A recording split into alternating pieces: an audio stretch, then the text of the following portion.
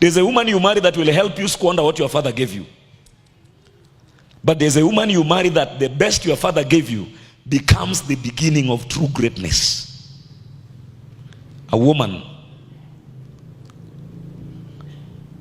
a prudent wife. You know what prudence is? Check in your dictionary. A prudent wife. Not just a wife. A prudent wife. A man has to please God to meet such a woman. Meaning a man has to know God. A man has to transact with God to meet that kind of a woman.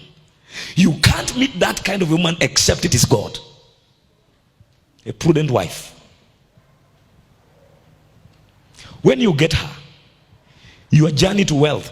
When you marry right, 3/4 of your problems are solved by your marriage. But when you marry the wrong way, you owe life 3/4 of the rest of your life. You have scores to settle with life. You have debts to pay. You are owing life 3/4 of your life by marrying wrong. There are women you marry, you can't be. There's a woman you marry, the truth is you will never be rich. If you have to be rich, you have to hide the money.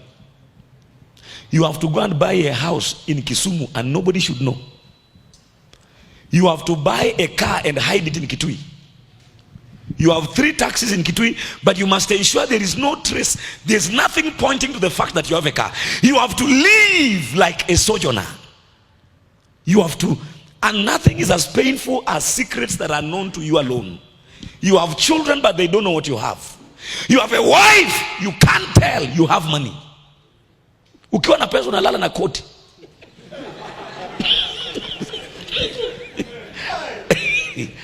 Hey.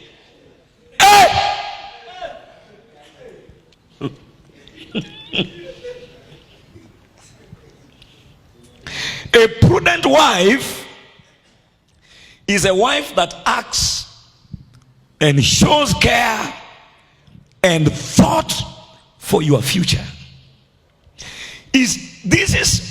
Listen, you can't separate a wife from the future. There are women you marry and your future is finished. You will never build a house. You will never buy anything. You will never improve the lives of your brothers and sisters. You will never change your father's compound because you married your own principality. I know a woman that even at the deathbed, a woman that stood between the father and the son.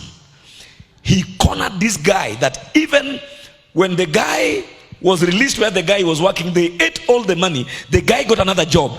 He stopped the guy from relating with his biological father, and the man looked like his father.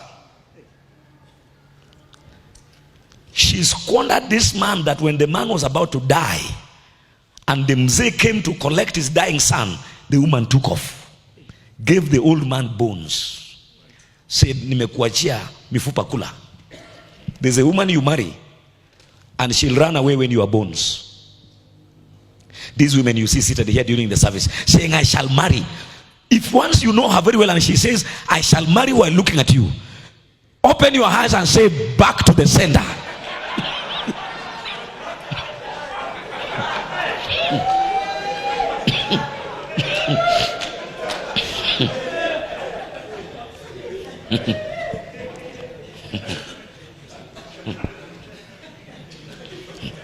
Open your mouth and shout a very big back to the sender.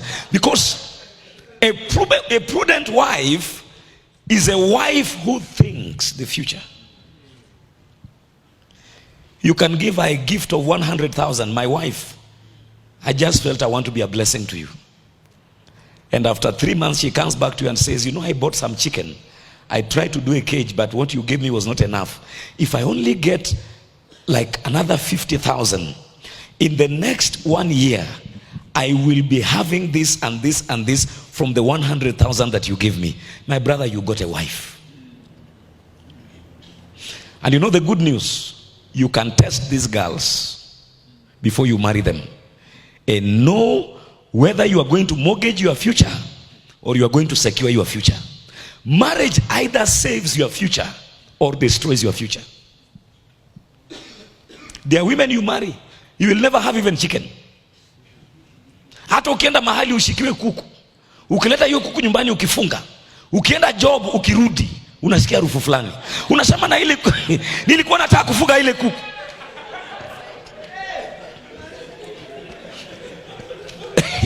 Your chicken has met untimely death.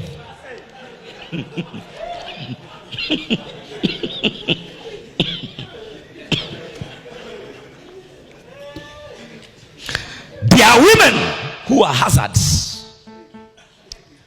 There are women who are murderers of wealth, killers of prosperity, anti-prosperity agents, enemies of the future.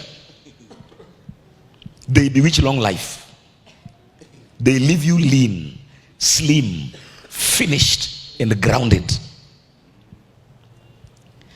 A prudent wife is a future-oriented wife.